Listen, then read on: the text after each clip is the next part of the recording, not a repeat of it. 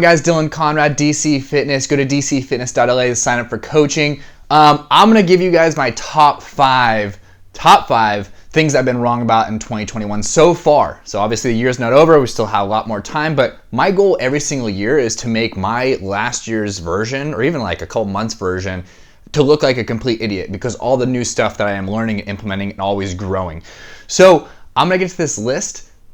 First and foremost, number one, you shouldn't train every day. This is like, why didn't I get this right for 15 years, honestly?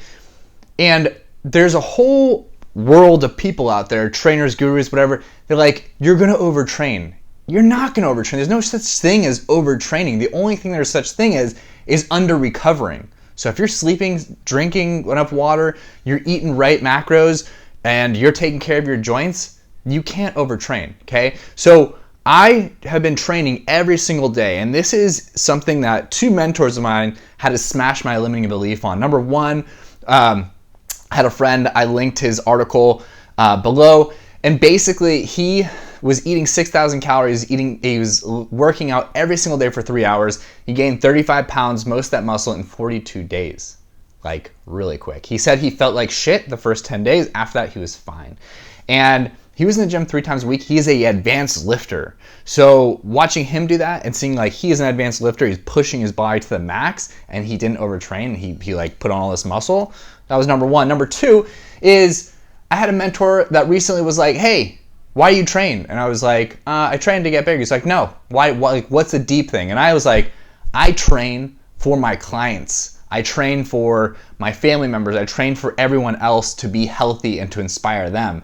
He's like, well, do you want to do that every single day? And I said, yeah, I want to fucking do that every single day. I want to inspire, I want to enroll, and I want to serve people every single day. And he's like, well, then work out every single day. And I've been pushing my body to the brink because I know that it puts me in a better positive mindset. I'm able to help and serve and come from a place of authenticity and show you guys what I'm actually doing, because I'm asking you guys, my clients, to do some crazy stuff every single day. And it's hard and it's outside their comfort zone. I know if I'm not getting out of my comfort zone, I can't expect them to. So that's number one, is training every single day, that you shouldn't do that. Number two is cheat meals. Make your diet sustainable.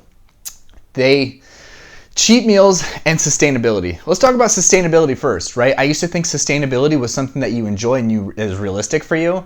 And I'm like, that's not actually true. We shouldn't be making this easier for you. And the reason why is because if this is easy, and I tell everyone, hey, if you start the program, it's super easy, you're gonna get derailed, right? We want you to start when like life's going crazy, you're working a ton of hours. Because if you can do that then, if you can endure it then, you can do this for the rest of your life. And so counting macros, eating clean foods, that shit is hard. It's really, really, really hard. So you can imagine that the next time that you're at a family function, you're traveling, you slept 2 hours, you're doing X, Y, and Z, you're hungry. You're gonna be able to stick to your diet because you have the discipline, because you've gone through the hard work, right? Dieting should not be easy, and that's something I completely got wrong. It should be hard to make everything else easier. So number two is you need cheat meals to make your diet sustainable. That is not true. Number three, if you're eating too little, you need a reverse diet. There is a time and a place for the reverse diet. I can tell you guys to your face that 99% of you guys listening to this are not ready for a reverse diet. The reason why is because if you can stick to a calorie deficit for 21 days, right? Which if you're not seeing results week after week, you're gonna get pretty freaking discouraged and you're gonna fall off, right? So that's number one. That's half of you guys out there. The other half don't have the discipline and the adherence to hit your calorie deficit every single freaking day, because what you think it looks like and what it actually looks like are two completely different things in terms of what is gonna be demanded of you every single day, weeks on end, doing this. And yeah, okay, so let's say you're a cyborg, which is, probably about 10% of my clients that just come in, they're type A, they're high achievers, they get it, they don't make excuses, they just get it done. Cool, we have you in a deficit, you're losing body fat, losing body fat, losing body fat. Okay, we get you a little bit low, reverse diet you. So the reverse diet has a time and place, but I can tell you guys 99% of you guys listening to this right now are not ready for a reverse diet until you get your discipline right. Because when you're reverse dieting and you're adding in calories, you need to be even more surgically precise than you do when you're at a deficit. When you're at a deficit, 500 calories, if it's 300, you're still in a deficit, right?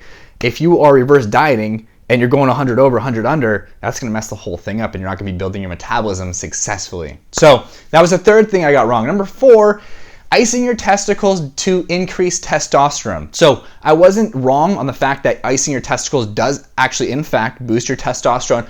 I was wrong that you guys should not be doing it unless you have been going through a couple years, sleeping at least 7 hours, strength training every single day, eating a clean diet, hitting your macros, going through reverse dieting, getting your body fat down. If you're a guy under 15, if you're a woman under, well, woman would be doing testosterone, but if you're a guy under 15% body fat, unless you've done those things and you've done it for a couple years on end, you should not be icing your testicles to increase your testosterone. You should be focusing on those things that will increase your testosterone naturally, okay? So that's number 4, is icing your testicles to increase your testosterone.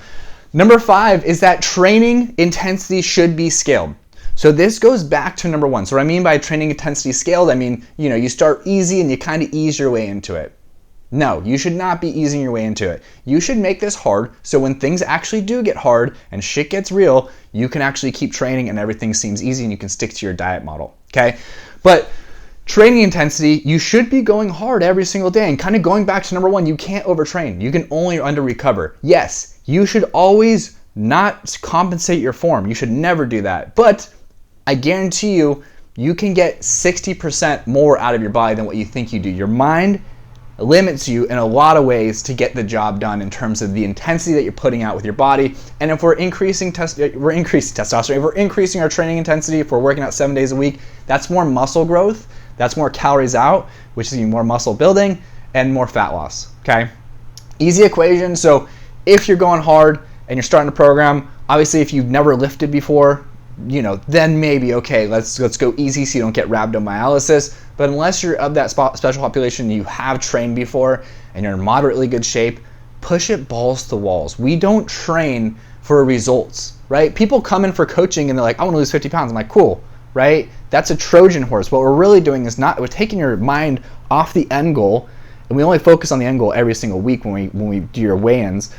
And we're putting it on the discipline and the habits that are happening every single day with the training, with the nutrition, and pushing as hard as we can, pushing our mind to the end so we can be of service, so we can have a better mindset, so we can help people better, okay?